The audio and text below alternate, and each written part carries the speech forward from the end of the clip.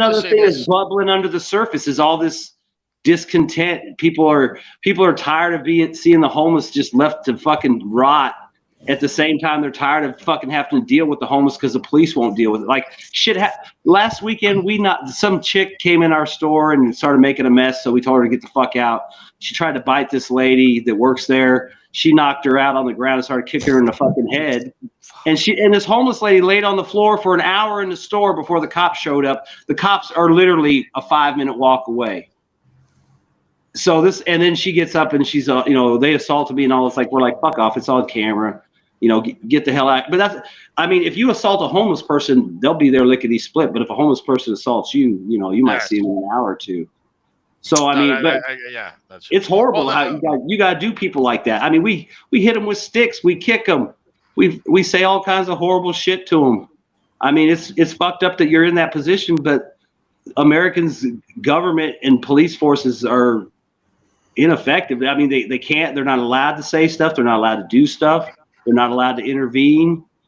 I mean, it's bad. Every level, so much shit bubbling under the surface here. People don't even really understand how fucking tired of shit people are. It's every level of societal problems. Every level has something just fundamentally, completely corrupt and wrong about it. Whether it's the homeless issue not being solved, whether it's education, like everything has this one thing about it. Like on the surface, it's all shiny rainbows and glitter, but it's just so rotten under. I mean, I'm not a socialist person by any stretch of the imagination, but I don't understand, and it pisses me off. It's like I gotta look at these motherfuckers that are just the dregs of society. They're fucking destitute, sickly. The worst looking people possible. They're left to die on the fucking streets, but we gotta go send fucking $4 billion a month to Afghanistan for 20 fucking years, and it looks the exact fucking same as it did 20 years ago. It ain't like there's a fucking school people can go to. There's a fucking water treatment plant that people can get clean water from, or a hospital you can go get treated at there. I mean, fuck, we could have spent $4 billion a month. You could have gone downtown Louisville, bought some shitty old building, throwing a bunch of fucking cots in it and throwing a heater in it. I'm going to cut you off because I'm going to get off. I'm going to cut you off and I'm going to end it like this. Like bringing up this Coca-Cola here, America seems to only export its good things, and it hides everything that's good, everything that's bad. Or can you mute your thing, Vaun? Yeah, Vaun, you mute yourself real quick. You're good. So like I was saying that America exports things like this, Coca-Cola, Hollywood, it's fashion, but it hides all the bad things. And if you're not from America, you're not going to be as disgruntled as us on these topics. And some of these topics might even seem alien to you. You will think like, why are they so mad about these things? It's because when you live for many, many years in a place and you see it breaking down so fast, everything that we've talked about is very rapid to us. Yes. You won't see it in your country. We're seeing it in real time. So if you're watching this from another country, just know that if you visit us in America, just stick to the popular things. Go visit the stars. Don't try to look for what we see every day, because it will send you down a rabbit hole that you don't want to go down. It's disgusting. As an American, I'm disgusted about my government. I'm disgusted about our school systems. I'm disgusted about how we treat other countries. I'm just disgusted, but I'm very proud to be American at the same time, which is a paradox in itself. It's a strange thing. No, it's weird. It is true, though, isn't it weird? It's that somehow weird. We still are. I mean, we really are proud to be Americans. I am too. I'm here in Russia with my Coca-Cola. But anyways, thank you guys for accepting me on this microphone conversation, and I'll see you guys next time. Wild Siberia on YouTube if you get this far. Hopefully it's down on the section down below. Yep. Bye-bye. Take it easy. Peace out. Yeah. Well, I just want to say one thing. There's something called the homeless industrial complex. Let me just give you – no, that's a real thing. At least it is in Seattle.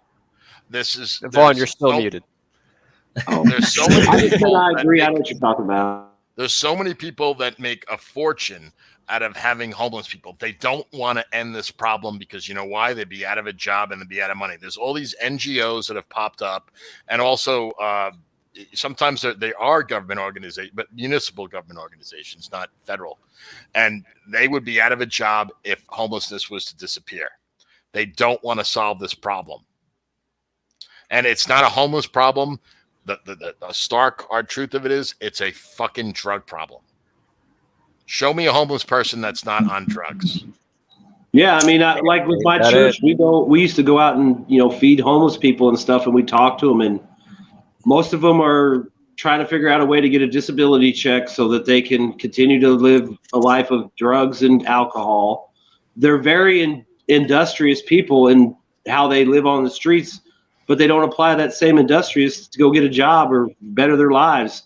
And they flat out, they don't want to do anything. They want to live on the street. They don't want rules. Well, but in fairness, they'll tell it to your face. They're not afraid to say it to your face, and that's another thing that pisses Americans off. I want to help people and be a good person, but at the same time, fuck all these scammer people taking advantage of us and just exploiting the situation. I mean, that's like with our social programs. Yeah, I want to help people. I don't want somebody to fucking starve, but at the same time, I don't want some fuckhead milking the system because he figured out he could sit at home and not work and get paid, and I got to go out and bust my ass so he can get a check. You don't want to pay 20% of all the money you'll ever make in your life to some guy who's not going to work a day. Yeah, probably live life better than me. 50% of all our money. You're so evil, man. But I mean, and that's the thing. It's like so many little things that are bubbling right now. People really, there's so many pressure points on the United States. I mean, really, anything could happen at any time, and things could really break loose, or it could drag out for another 10 fucking years. I mean, really. No, I think. Well, something just to circle back because we're near end times. I think. Yep. Wait. End times of the stream or end times? Yeah, I was wondering as well. I think both. Okay, 'cause I think this should probably be our last point that we can do closing.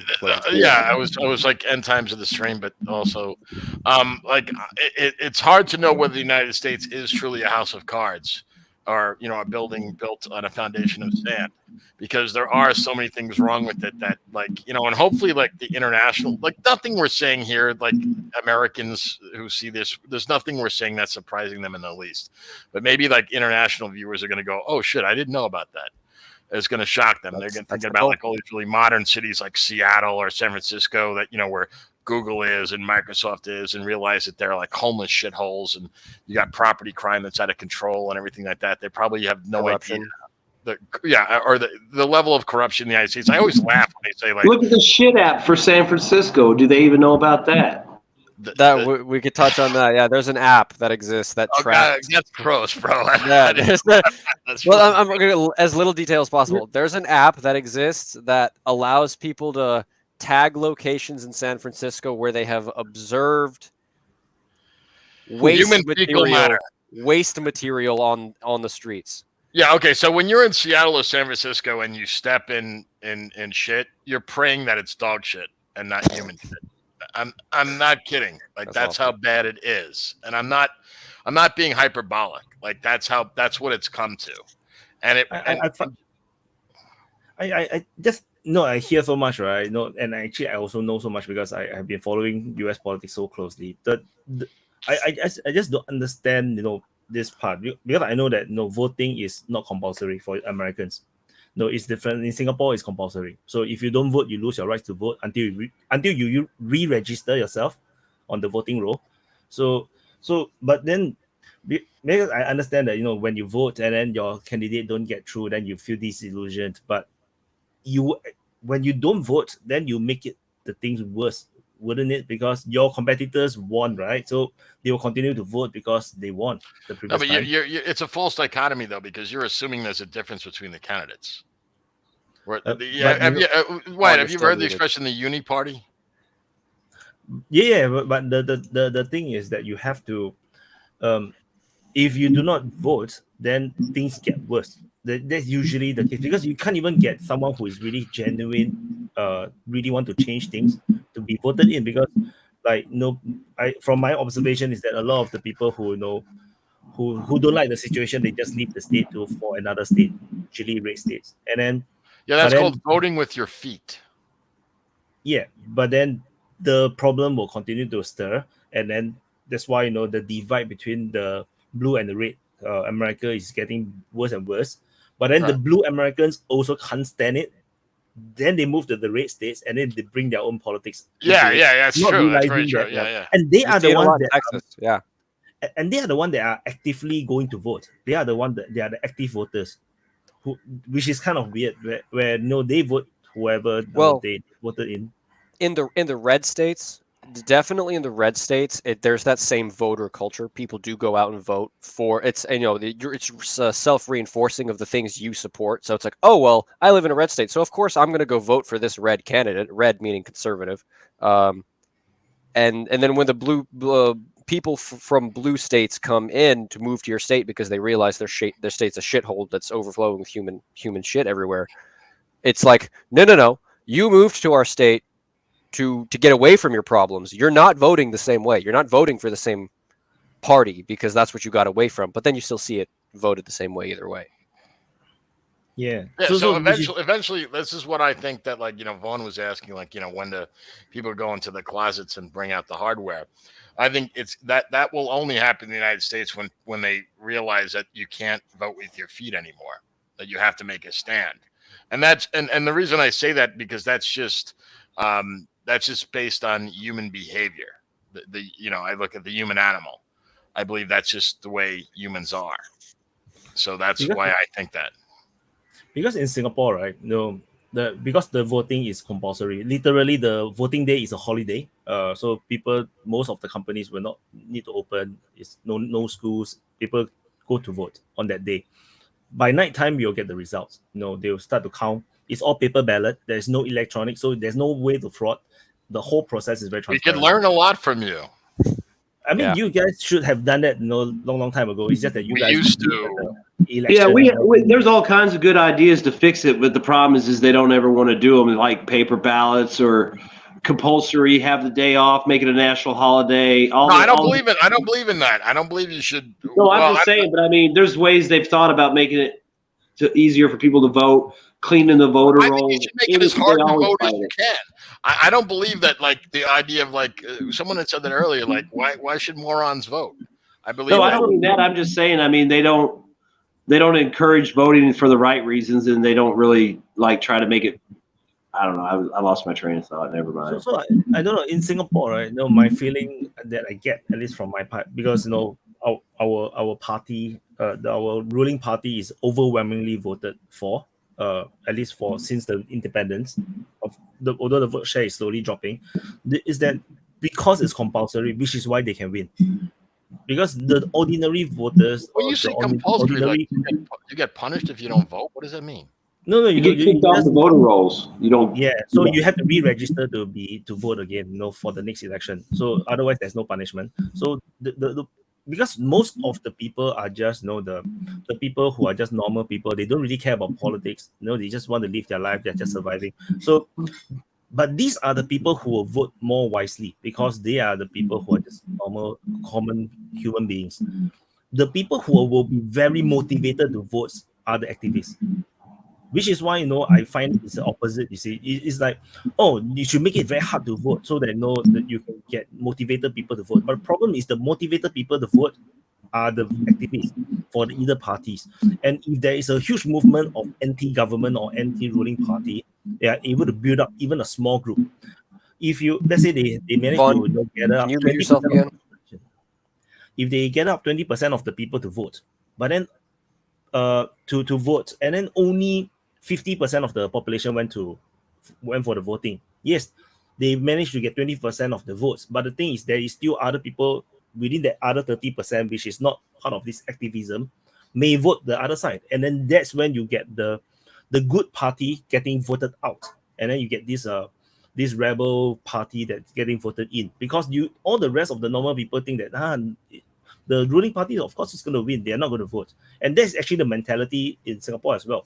It's just that, we are still very conservative, so a lot of people still vote for the ruling party. But a lot of people like me, I would just vote against the ruling party just to make the vote share looks closer, so to make them nervous. But the thing is, if enough people like me do it, we will accidentally vote out the ruling party candidate. What do you, Wyatt? I'm curious. No, I'm kind of agreeing with everything you're saying. I'm curious as though why do you think that is? That this you kind of said the activist people are more likely to vote, and I think from what I understood that you were saying that they tend to be the more progressive, liberal, blue, whatever you want to call it.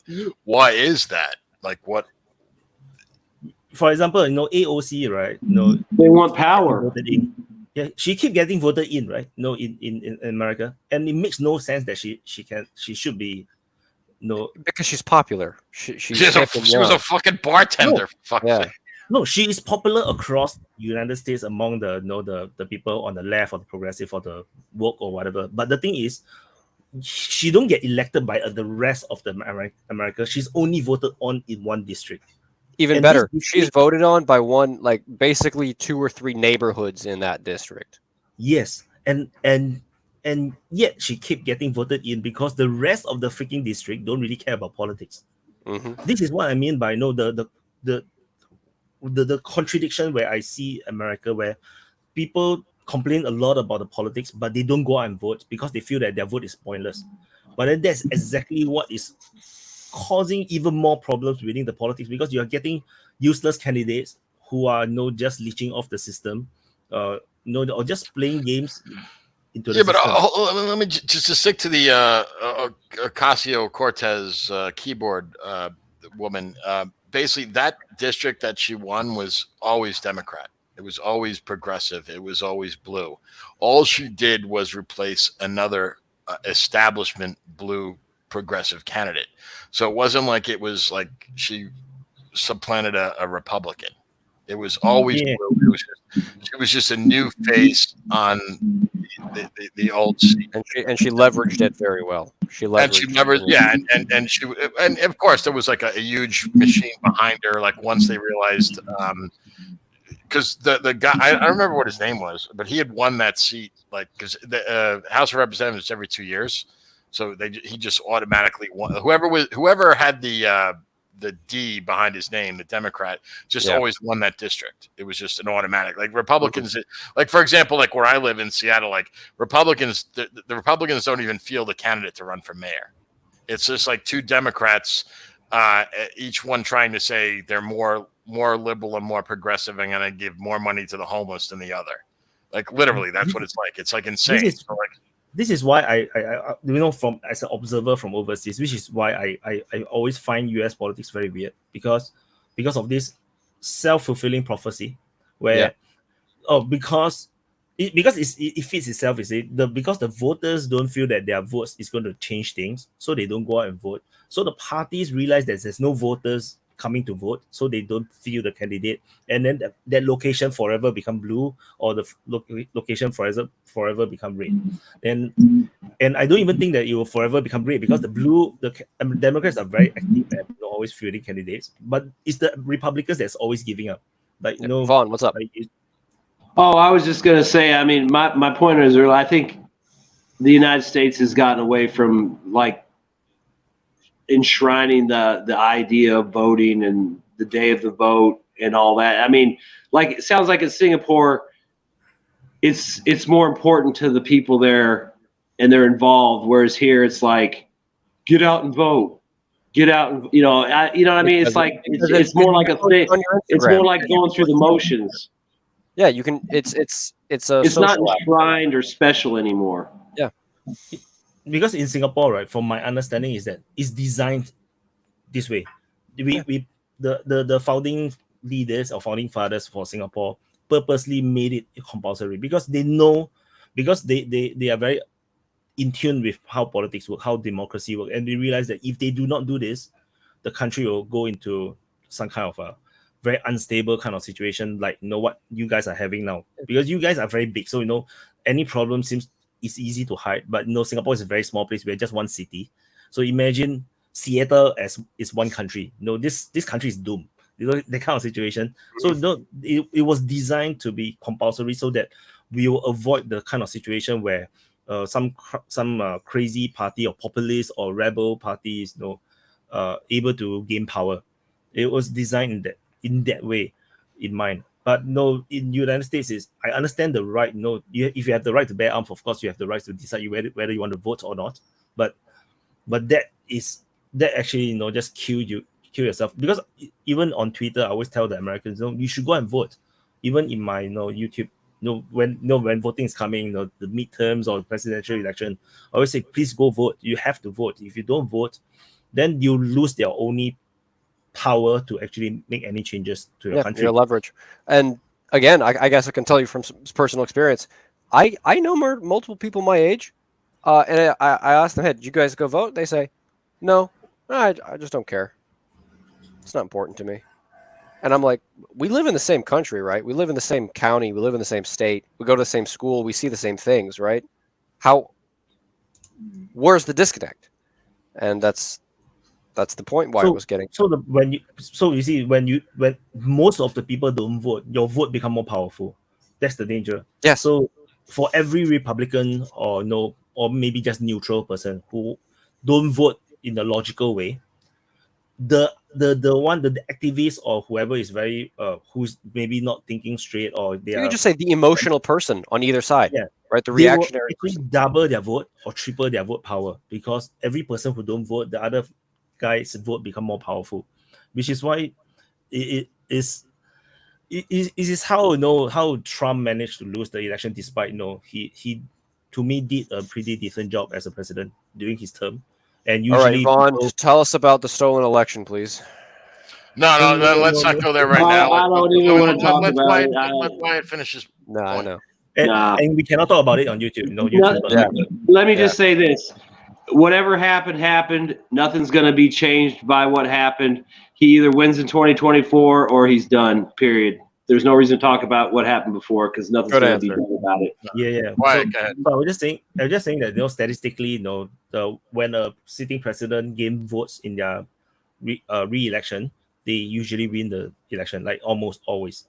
Trump is the first one to actually lose the election, which also counts back to what I mean by and for every person who thinks that things is good but they didn't go out and vote, they actually cause the rebelling party, the party on the other side, to actually get extra votes. So similarly, like for example, within my family, me and my mother go and vote. If we don't make a division on who are we going to vote as a family, then we'll just cancel out each other's votes. It's a pointless game. So if I vote left, she vote right, then what's the point? Might as well don't vote. So, but if we both decide to vote left, that's 2 votes. And the other side -2. It's actually 4 vote difference, because every vote go to one side is actually a difference of 2, right? 1 + 1, 1 - 1. So which is why for every person who don't go and vote is actually tremendously damaging for the political process. But I'm not sure, because United States is just I think I agree with your overall point, Wyatt. It's just that the thing about the United States is, like, there's an old joke in the United States. They said if voting made a difference, they would have outlawed it long ago. I don't know if you've ever heard that.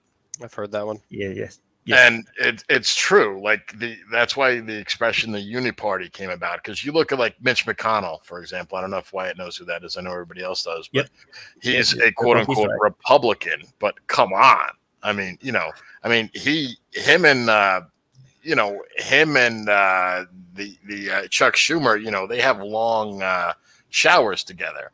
So I don't think that there's really a difference. So that's why I'm disillusioned with it, and for very good reason. I'm an older guy. This is not my first rodeo. I understand that it's all theater. Like, at least on the federal level, like you could make a strong argument why you should vote on the local level, like for city council or the school board, things like that. But on the federal level, come on, these guys are all bought and paid for. And someone was talking earlier about why people run for office. Like Nancy Pelosi, okay, so she never got a salary of more than like $180,000 a year, yet they're worth $300 million. The Pelosi's are worth like $300 million because like they've been in office for all this time, yet they've never had any real jobs because of, the insider trading and all this whole thing, So, but the whole thing, it's not just simply about money, but it's like, what does money get you? It gets you power, it gets you influence. So it's not money is an end to itself. It gets you influence. Like you can get your kids jobs. You could take care of your legacy. You could do everything else. So I look at the United States right now as kind of the late stage of the Roman Empire, where we're just in the people in power in the looting stage, where they're just trying to get everything that they can before it completely collapses. It's the decadence stage, and I guarantee we're going to face troubles the same way they did. Maybe we're not going to collapse in the exact same way, but we're absolutely in that late stage of that cycle of strong men create good times, weak men, bad times, right? We're probably somewhere between weak men creating bad times and bad times creating strong men. Yeah, well, we're certainly not at the strong men, because I mean, from what I've seen of all due respect to you, but your generation, the one under you, there's not a lot of strong men there. That's what I'm saying. I don't know what we're going to be facing soon. Well, I have seen some stuff where they say some of the younger generations are in some areas more conservative, like more pro-life. But I don't even know if that's the case anymore. If it's because it's very cellular. It's very small. Like, and it's the thing is with young men, I'll be the first to say, people my age, guys my age, who maybe are more conservative, are very, very, very close to that slope of you pulled too far one way to the left, that string's going to break, and then the people on that string are just going to all the way to the other side. And I've said it before, I'll say it again, Vaun, you've heard me say it. The guys in my generation who get fed up with how their lives are right now and how their lives are going to be in the next 4 to 5 years are going to make the Holocaust look like a joke. That's an actual danger we could be facing in the next 15, 20. Oh yeah, I mean, I watch some guys that do content, and they do like the NPC animation with Doomers and stuff, and they show these young, what's his name, Wojak. Yeah, and funny faces. Yeah, and his life, he's frustrated in life, and eventually he snaps, and it shows, like Wojak the Nazi, Wojak rounding up people, Wojak taking care of all his problems, or what he perceives caused his problems. Yeah, because I mean, and that's the thing people don't realize too, that there's a real danger of an authoritarian swing in the United States that you're not going to like. Because if you're on the left and it's authoritarian left, then you might think, oh yeah, that's great for me. But what if it's authoritarian right? What if it's, a theocracy at some point, or has theocratic leanings? I mean, there's a lot of, I don't generally have problems with some of that stuff, but at the same time, I don't want that imposed on everybody too. I mean, it'd be more like, if that system works for the whole country, that's fine, but we still need to have everyone be able to do what they, practice their religion and all that. I mean, if we were officially a Christian nation, that's fine, as long as we ain't going around fucking with Muslims and Jews and everybody else. I mean, they should be able to practice too, because if you were a real Christian, then you would be tolerant. So, but that's what I'm saying. That there's a vulnerable section of my generation who could very quickly just go, nope, I've seen enough. Let's go. I'm done. Right, and then that's when you get the bad problems. Yeah, I think that basically where the big fear is, like, we're in a situation where a strong man, that's the phrase that they use, could simply come to power, because there's so many people right and left or in the middle who are just so disillusioned with the American political system. And I think that there's, a lot of people view the United States as like being so stable, like such a stable country. And I think that it's a facade. I really don't think we are. I really think that we are a nation built on either a pillar of sand or a house of cards. I could be wrong, but I don't know. I mean, does the world want an authoritarian America that weaponizes its resources and decides to take care of the world as it sees fit? No. Because that's what those people are going to do eventually if they get a chance. They're going to rectify all the wrongs, and they're going to get the justice and the vengeance and the retribution that they've wanted. Yeah. And the thing is the culture in America, those guys in that demographic, the people that put them in that area, they're too stupid. They keep taunting them and poking them and pushing them and putting them down. It's like, you already got this guy cornered, and you're too stupid to stop cornering him. Yeah. And you're just you corner a rat, right? pushing. Yeah, you corner a rat. What's going to happen? You corner Putin. I take it to anything you want. Eventually, someone's got to react to something. And when you have nothing left to lose. Yeah. Yeah. So like for me, why I focus so much on US politics, like I have been following very closely for at least 10 years or more. The reason is because how powerful US is, how influential United States is, especially for Singapore, where we are leaning towards the West, leaning heavily on United States as the balancing power on our region. And every single decision made by United States actually directly affects our region. Like when Obama did not went to stop the Chinese from reclaiming the South China Sea Islands and militarize it, now it become a permanent problem for our region, for Southeast Asia. There's literally one knife in the middle of pointing to our throat in the middle of Southeast Asia, and there's nothing we can do about it because militarily we just cannot deal with China. Even with the whole Southeast Asia's military combined, we are still having a smaller military than China. So, and this is the kind of influence and importance of United States, which is why I follow. Most Singaporeans don't really care about US politics. Because they just read the mainstream media, and usually it's the pro-democratic media like New York Times, Washington Post, CNN. No, then of course their view of America is flawed. It's not balanced. So which is why I follow very closely, because I'm trying to understand what the hell is happening.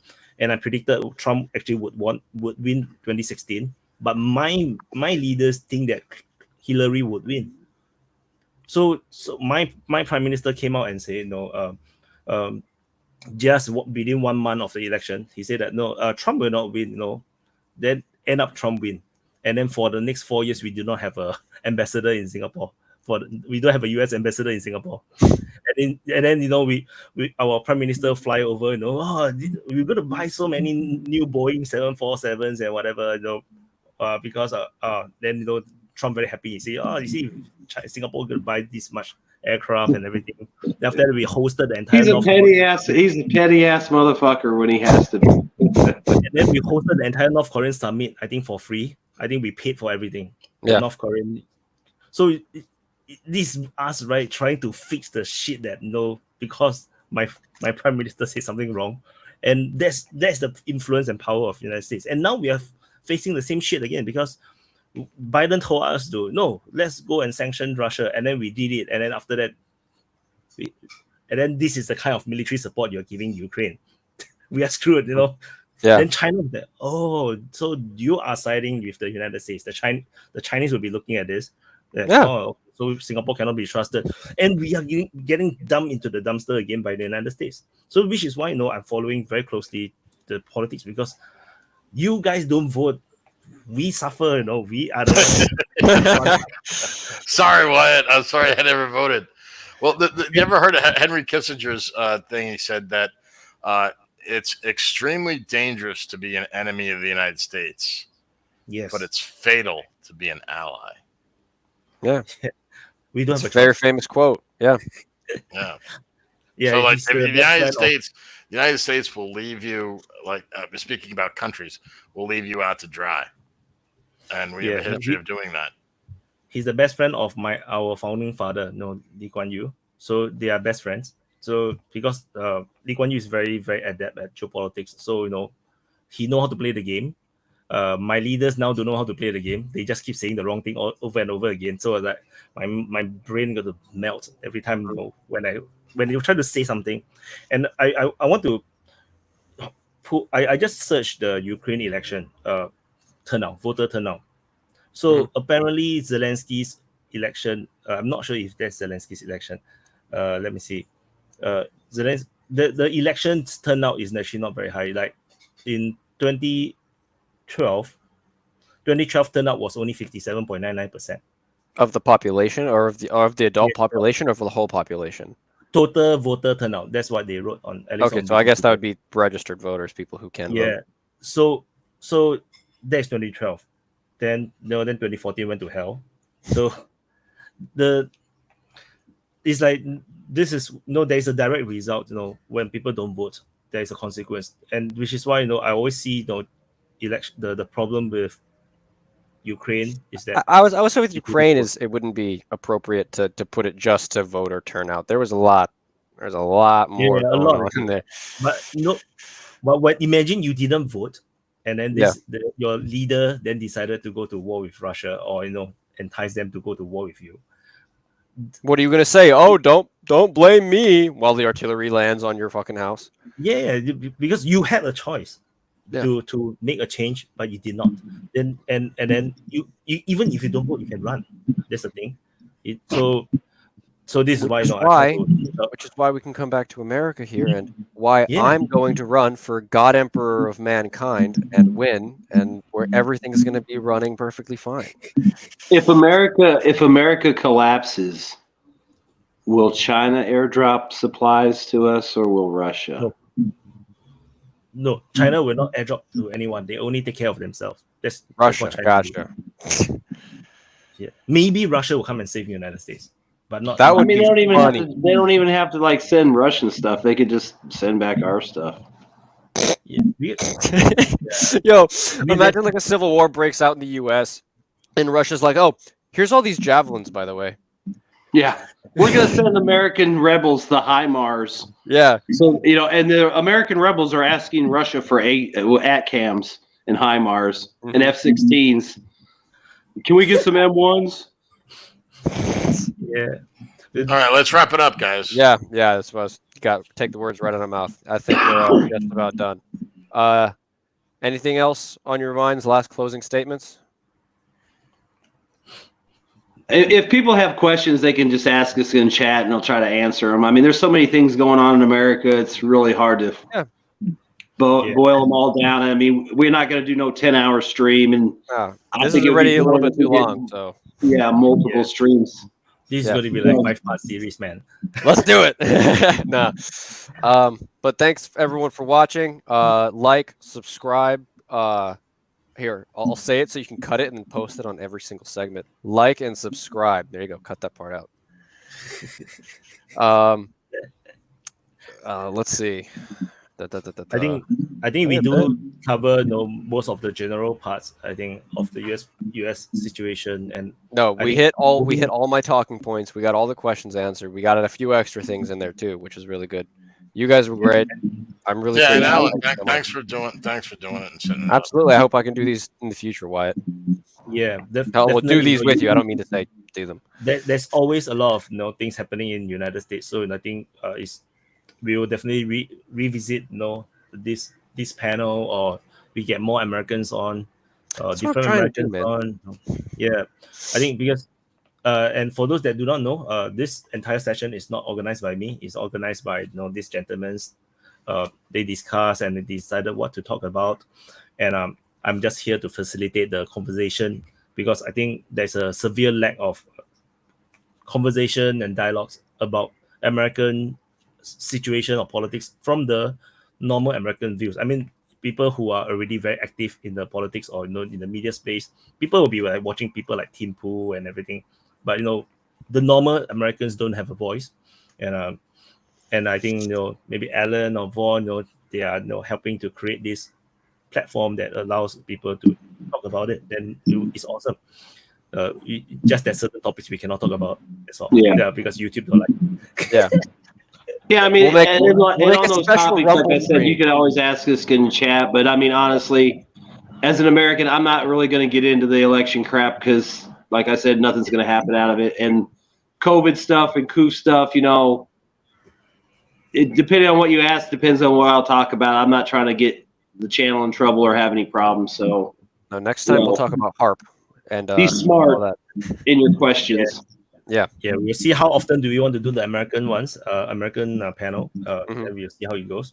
So yeah, I'll gladly keep organizing these things. I'll talk to more people who are more interested in this. I think it'll be great. I think we'll have a really good time with this. So, any more closing statements? No. America's the greatest country in the world. Yeah. USA. USA. M1s will save the day. No, that's honestly it. Thank you guys for watching. See ya.